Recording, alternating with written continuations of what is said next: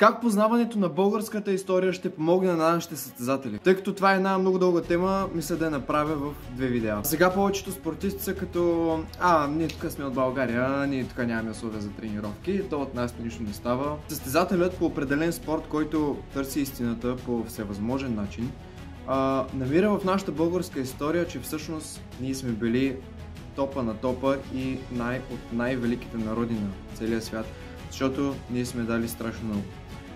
Дори се учи в учебниците по история, че ученето на българската история повдига всъщност нашето народно самочувствие, което ни кара да се борим за истината, да се борим за нашето благо, да се борим за нашето общо развитие, което ни води само напред и нагоре. Като се говоря с най-отбраните спортисти в България, говоря за най-добрите, и те ми казват: да бе, ние хубаво тренираме на лоши условия, обаче въпреки това ние всъщност ставаме по-добри дори от хората, от чужденците, които тренират на много по-добри условия. И тогава ги питам: добре, ами тогава в нас българите няма ли нещо така специално?